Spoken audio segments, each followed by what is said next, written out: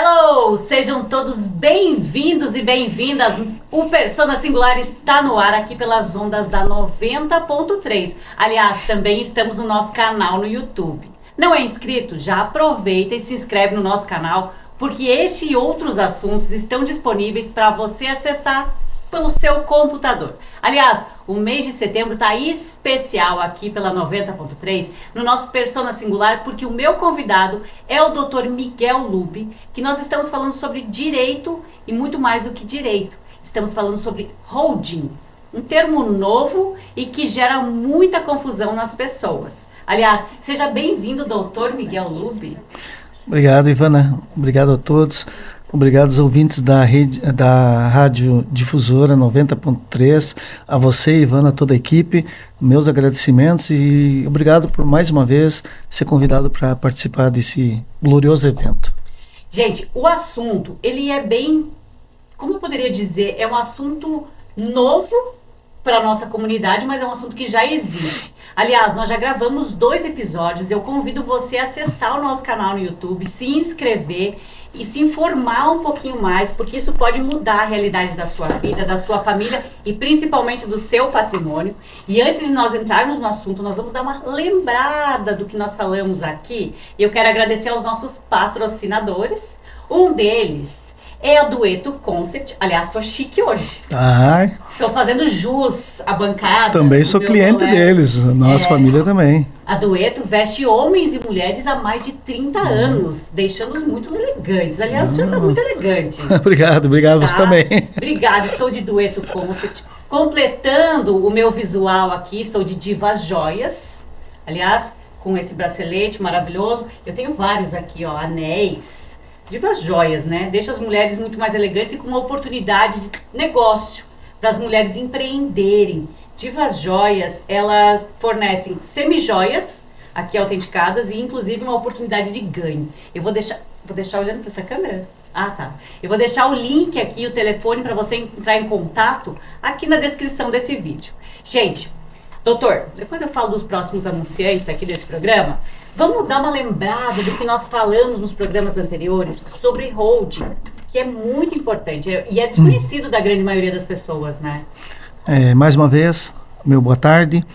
E dizer que nas últimas 2 vezes que estive aqui a teu convite, agradecer mais uma vez, Ivana, pela gentileza, explicar mais ou menos. A holding é nada mais, nada menos que uma empresa em que a pessoa coloca os bens da pessoa física, transfere para a pessoa jurídica, que é uma empresa denominada holding, que não tem nada a ver com aquela empresa que a pessoa tem lá, que é um bar, que é uma empresa, que é uma indústria, não tem nada a ver. Ela segue regras totalmente diferentes. Tá? Então, quando você coloca esse bem dentro da holding, seja um bem patrimonial, uma casa, um prédio, um terreno, uma terra, maquinário agrícola, etc. Quando ela entra dentro da holding, ela tem diversos benefícios que qualquer outra empresa, aliás, que nenhuma outra empresa tem. Uhum. Essa é a única. Então, por exemplo, quando o bem entra dentro da holding, tem a questão da empenhorabilidade, se você sofreu um revés na vida, dívidas, um acidente de trânsito que puder comprometer o patrimônio, aquilo que estiver dentro da holding é empenhorável. Uhum. Se, por exemplo, quando você coloca os bens dentro da holding, esses bens é da família, exclusivamente da família. Uhum.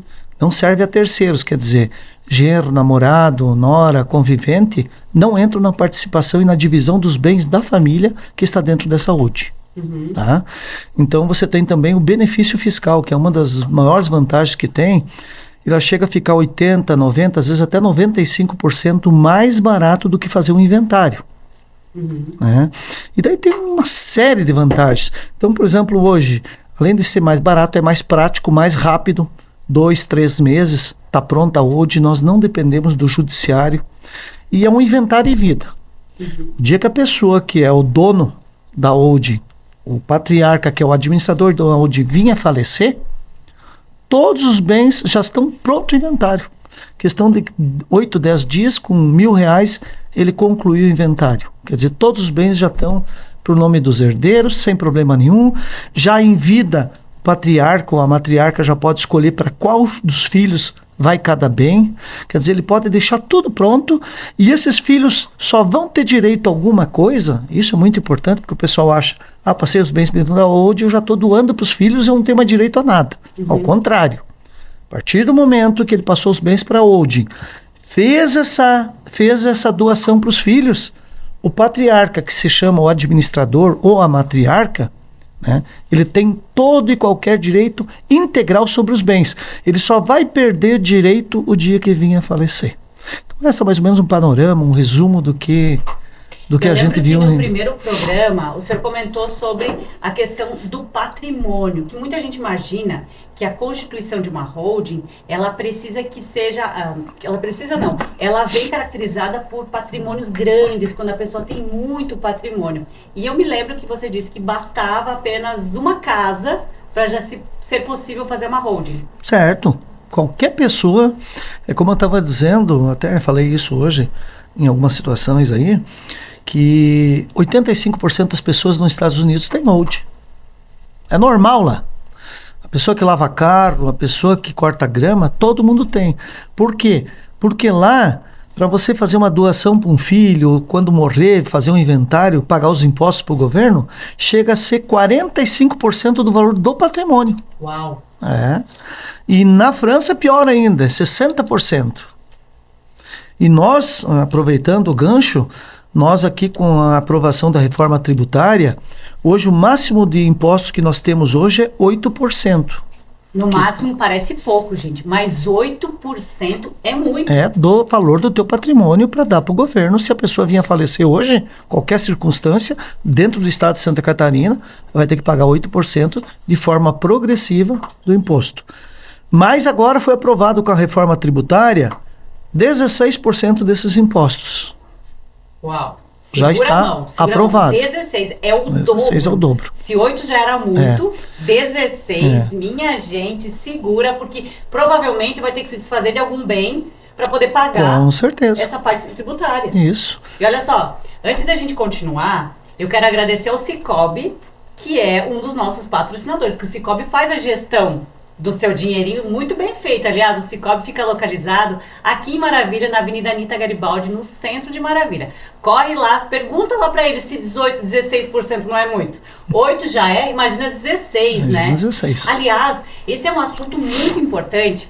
Senhoras e senhores, aumentem o volume da sua televisão ou procure a gente no YouTube, compartilhe esse vídeo com alguém, porque essa reforma tributária está em vias de acontecer. Sim.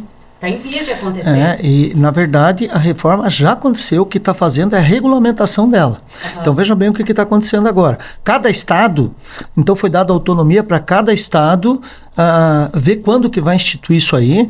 Então, legalmente, a partir de janeiro, os estados já estão liberados para aumentar essa alíquota, né? Cada estado.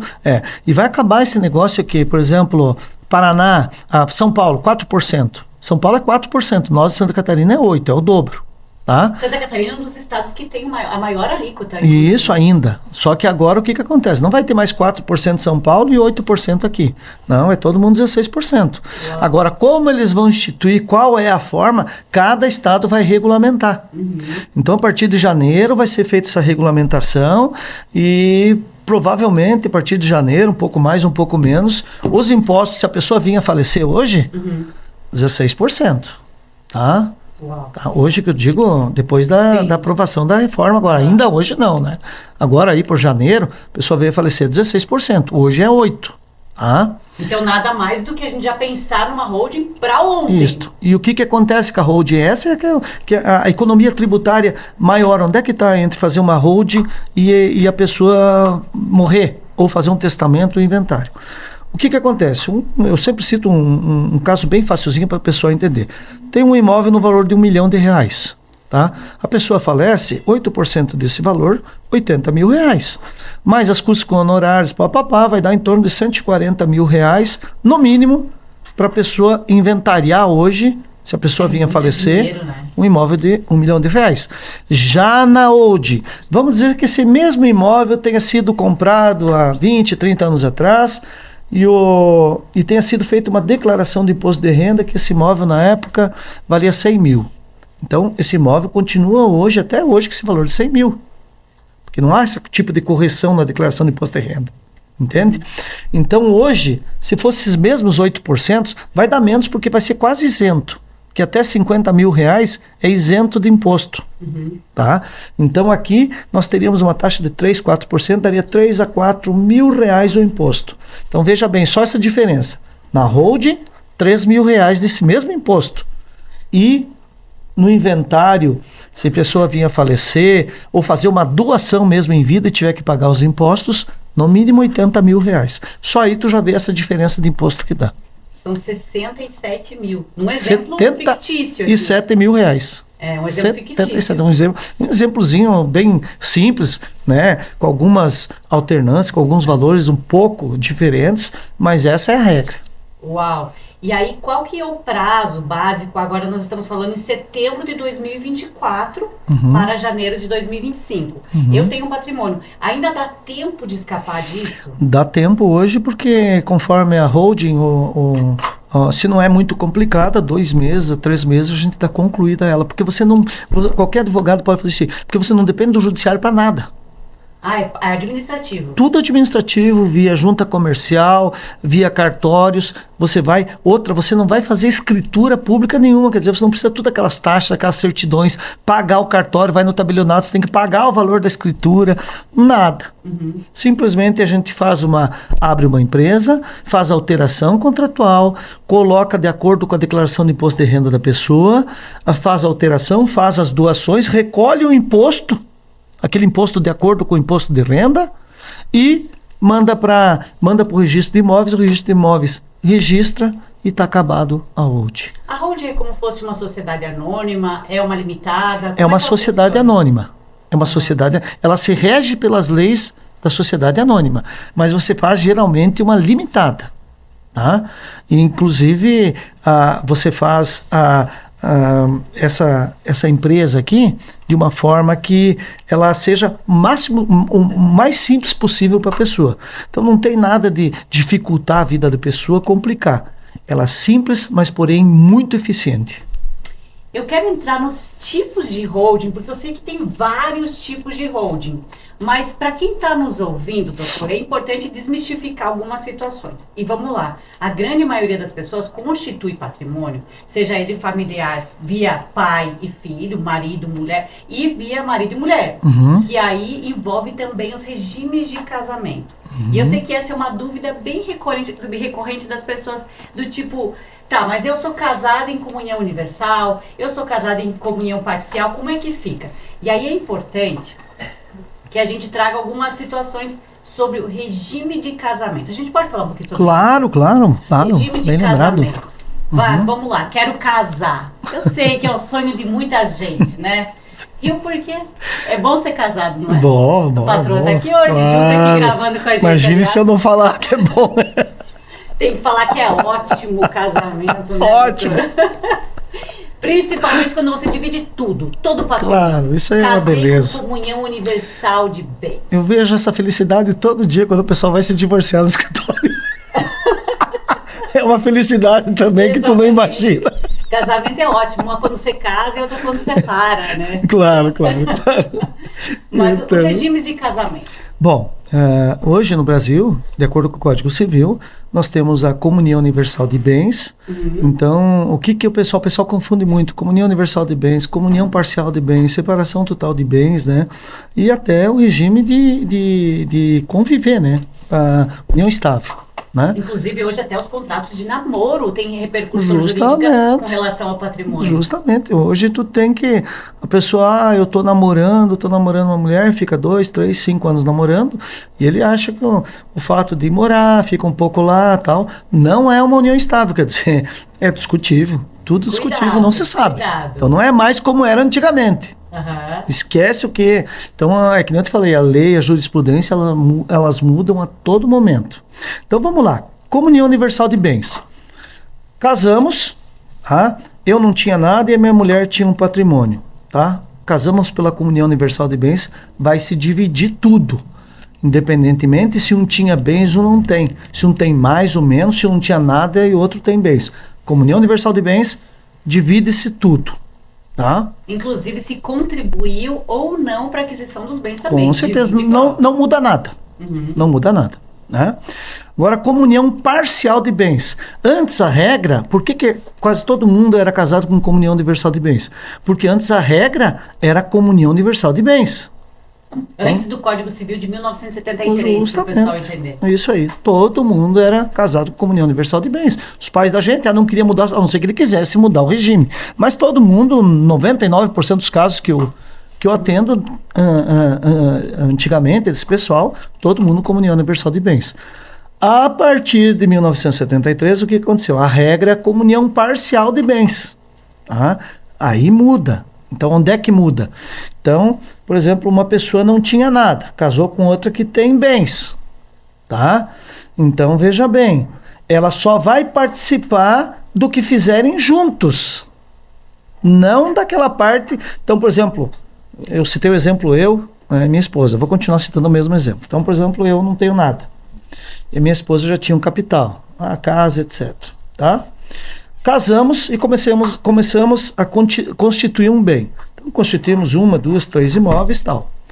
Se houver um divórcio, nesse caso, vai se dividir só aquele patrimônio que construíram juntos após o casamento.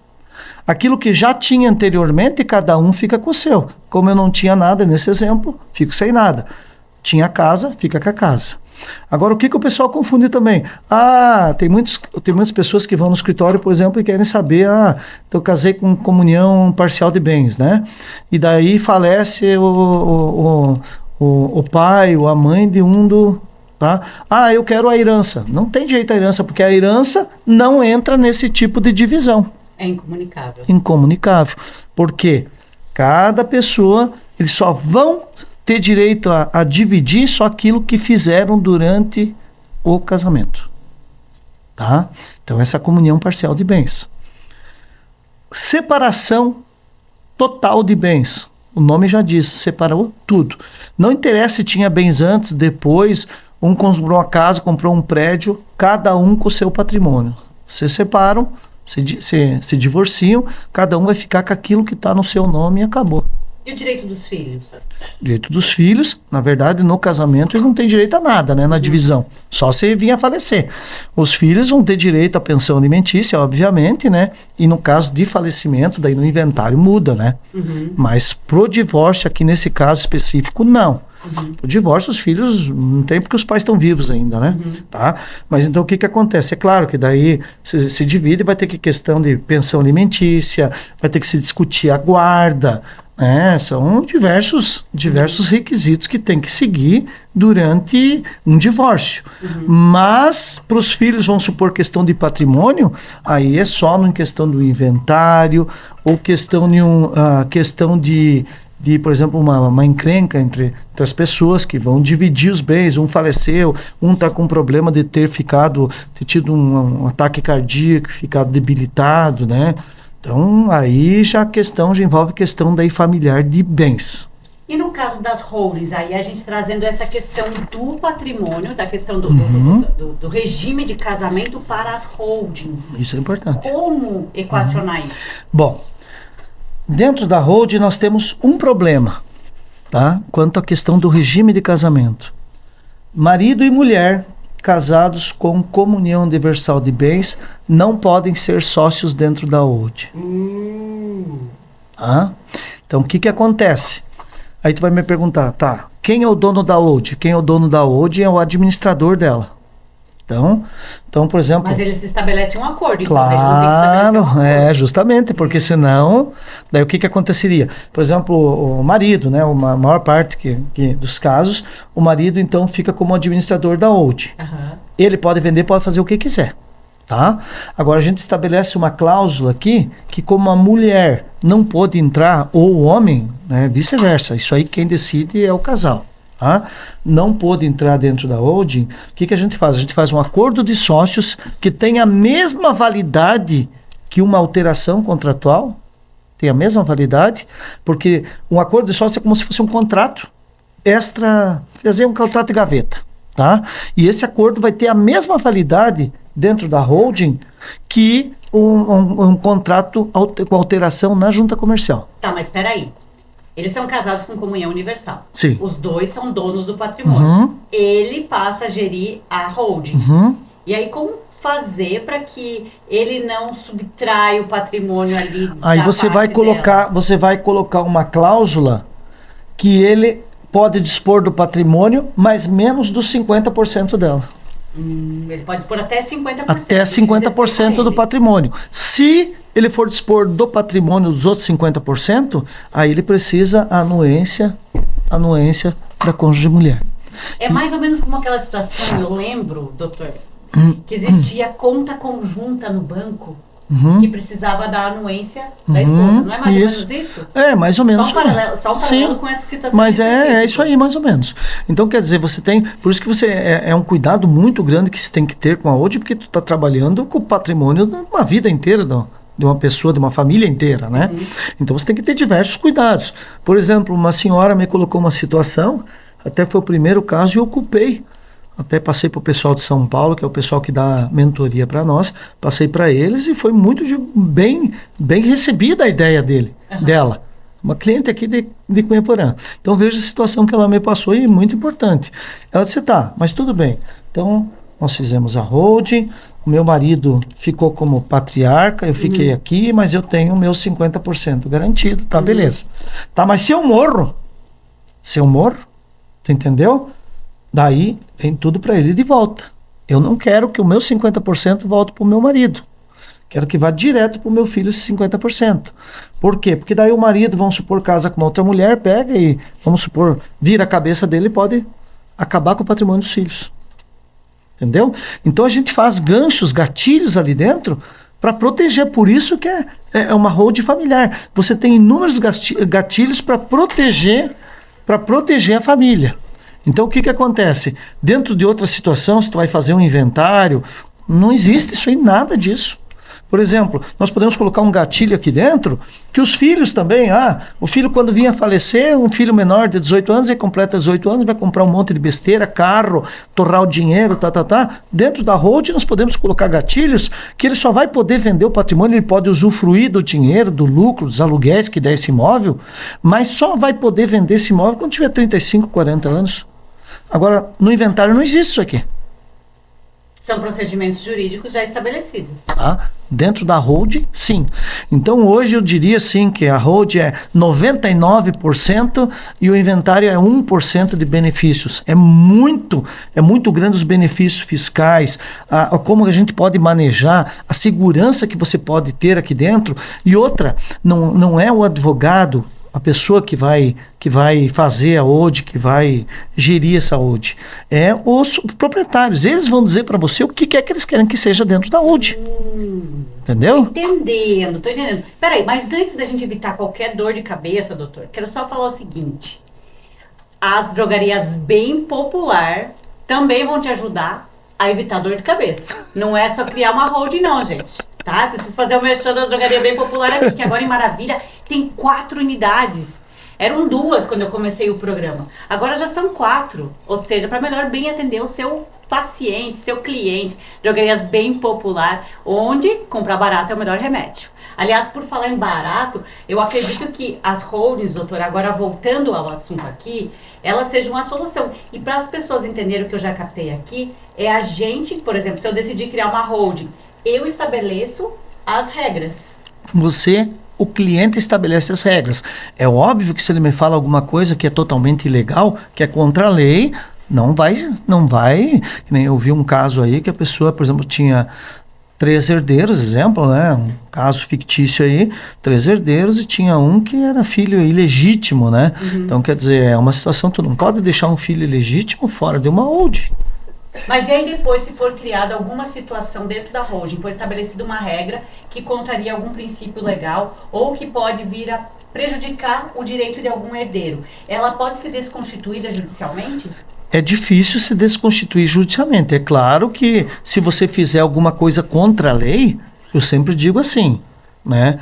A verdadeira holding, você só vai saber se ela é boa exatamente o dia que der um problema. Eu vi inúmeras holdings com problemas gravíssimos. gravíssimos. Nós conseguimos fazer a correção. Agora, se ela tiver um problema hoje, né, o problema tu só vai saber o dia que falecer, o dia que receber uma notificação da Receita Federal que foi multado, o dia que tiver um problema, um herdeiro está se sentindo lesado, é isso que eu te falei. Se cometer alguma ilegalidade, alguma coisa contra a lei, sim. Agora, da forma como tem que ser feito a verdadeira holding, que é um negócio sério, honesto, que está mexendo com o patrimônio, com a vida das pessoas. Você tem que partir do princípio que ela não está ali para enganar nem lograr pessoa nenhuma. Ela está ali para fazer o correto. Para beneficiar o patrimônio. Beneficiar o patrimônio da família. Aí, negócio de aplicar golpe, etc, etc, daí não é aqui, né? Você sabe que antigamente o sonho das pessoas era ter a casa própria. Agora o sonho das pessoas é tentar manter a casa própria. Porque tá tão burocrático, tá tão cheio de impostos, tudo, que tá difícil, inclusive, a pessoa manter. Veja bem, no início do programa nós falávamos em 8% do ITCMD. Eu já fiz inventário, gente, é extremamente custoso. Burocrático? Não, burocrático. E demorado. Isso, anos. Mas poxa, demora um tempão para construir um patrimônio. Na hora que você vai inventariar, você vai pagar um imposto que você praticamente tem que se desfazer de parte do patrimônio para poder quitar essa dívida. E isso é muito doloroso do ponto de vista financeiro mesmo. E que legal ter essa oportunidade de uma holding e poder fazer essa gestão de uma forma melhor, sem custos emocionais, como eu disse, né? Financeiros. Eu vejo que também o custo emocional é muito grande dentro do inventário. Que o que acontece? Na hora, as pessoas, nós se entendemos, os irmãos se entendem, a família se entende, papapá. Aí eu estou acostumado, nós estamos acostumados a escutar, né, essa conversa diariamente, porque é a nossa profissão, afinal de contas, né, quase 37 anos. Mas é a seguinte, como é que funciona? Chegou ali, o pessoal tá tudo bem, vamos fazer um testamento, vamos se preparar, que a mãe tá com uma certa idade, o pai tá com uma certa idade, vamos fazer um inventário. Tá tudo oba-oba. Depois que falece, que tem que fazer um inventário, nós vemos os problemas na hora da divisão do patrimônio. Na época, ninguém tá pensando em patrimônio, Aí começa a vir, nós vamos ter que pagar o funeral, mas tinha dívida, tem um monte de IPTU atrasado, tem que pagar o ITCMD, tem que pagar os honorários do advogado, tem que pagar as custas do processo, tem que pagar as guias, assim. Tem que pagar isso, tem que pagar aquilo, lá pelas tantas, daí é o seguinte, tem 4 herdeiros, um tem condição, o outro mais ou menos, os outros 2 não querem pagar, um tem condição e não quer pagar, acha que o outro tem que pagar porque a mãe deu um cavalo para o outro antigamente, e aí começa a discussão. Quando dá discussão, vai para a área da justiça. Chegando na justiça, aí não é só as pessoas que estão envolvidas ali. É advogado, é juiz, é promotor, é cartório, é despesas, é o Estado envolvido, isso aí, a União Federal, o município, e guias daqui, guias dali, demora para vir as guias, e é tudo burocrático. Aqui não. Aqui nós começamos, emitimos as guias rapidamente, a pessoa paga, e quando é o ITCMD, ela pode parcelar até em 12 vezes ainda dentro da holding. Ela pode parcelar esse ITCMD, né?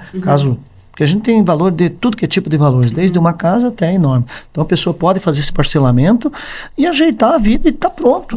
O dia que a pessoa vinha falecer, e depois não é só, eu já falei, acho que foi na primeira holding, Ivana, tu há de lembrar, que não é só questão da pessoa falecer, questão da holding, né? Nós temos casos que a pessoa tem um AVC, pessoa que tem problema de ataque cardíaco e fica vegetando ali. Essa pessoa não manda mais nada no patrimônio dela, não pode assinar. Como é que uma pessoa vegetando vai levar no cartório para assinar um documento que ela precisa vender uma casa para pagar um tratamento dela? E a mulher quer pagar o tratamento, mas não tem como vender. O que ela vai ter que fazer? Entrar com um pedido de curatela judicial. E daí, quando tem que vender, tem que fazer as avaliações, tem que passar pelo Ministério Público, às vezes pede uma segunda avaliação, porque aquela avaliação é duvidosa, né? Quer uma avaliação judicial. Aí o custo para fazer tudo isso aí vai para o juiz não, pensando bem, vamos ouvir os herdeiros. Aí tem um herdeiro lá que chega lá no fritar dos ovos, não quer. né? Impugne naquilo ali. Então é um negócio que às vezes demora 2, 3 anos para poder ser autorizado a vender o imóvel. Aí o cara já morreu, já faleceu, não tem mais o que fazer. Dentro da holding, em 3 dias, nós temos um sistema, um gatilho que você aciona ele quando a pessoa fica doente e automaticamente assume o segundo administrador, que daí se tiver que vender um imóvel para pagar o tratamento do primeiro que está totalmente impossibilitado, é possível. Meus amigos, o assunto é complexo, eu sei. Deu um nó na sua cabeça? Eu espero que não. Doutor Miguel, passe os seus contatos aqui para quem quiser tirar um pouco mais informações sobre o assunto. Eu já falei não. Não, mas tem que falar hoje. Tem que falar eu não gostaria de deixar, até para a questão de porque aí a pessoa da OAB, né? Não tem problema, porque aqui entendeu? nós temos um caráter informativo e as pessoas com certeza vão querer mais informações sobre o assunto. Sim, bom. Eu sou colega de profissão dele e deu um nó na minha cabeça. Imagina na sua, meu amigo. Sem querer fazer propaganda, as pessoas podem consultar qualquer outro advogado que seja especialista dentro dessa área, qualquer profissional que entenda dentro dessa área. Dúvidas, se quiserem tirar, nós temos sim, nós estamos no escritório, nós acabamos de se mudar. Estamos de casa nova, no escritório bem maior, para atender o pessoal melhor. Qual é o endereço? É aqui na rua Engenheiro José Leal Filho, 232. É uma quadra para frente onde nós tínhamos, no campo de futebol, na esquina ali. Pertinho do CRM. Eu vou passar o telefone, tá, minha gente? Ele não quer passar, mas eu vou passar. Entre em contato pelo 3664-4410. Doutor, porque é um assunto complexo e eu tenho certeza que muitas pessoas ficaram com dúvidas. Aliás, existem vários tipos de holding, tá? Não é só isso, não é só o que nós falamos aqui. Inclusive, no próximo programa, nós vamos falar sobre os tipos de holding. Não desligue o seu rádio. Nos acompanhe aqui através das nossas redes sociais, nosso canal no YouTube. Se você perdeu algum assunto que nós tratamos aqui, acessa os outros bate-papos que nós tivemos aqui, eu com o Dr. Miguel, para você tirar algumas dúvidas, porque eu tenho certeza que ficaram várias. É um assunto novo, doutor. Tem muita coisa, né? É um negócio, pode parecer, não, isso aqui tu não vai falar, eu não estou falando 0,5% do que é. E eu lembro que, agora eu quero fazer um parênteses aqui, quando a gente conversou falar sobre holding aqui, o Dr. Miguel comentou que isso é algo que brilha os olhos dele.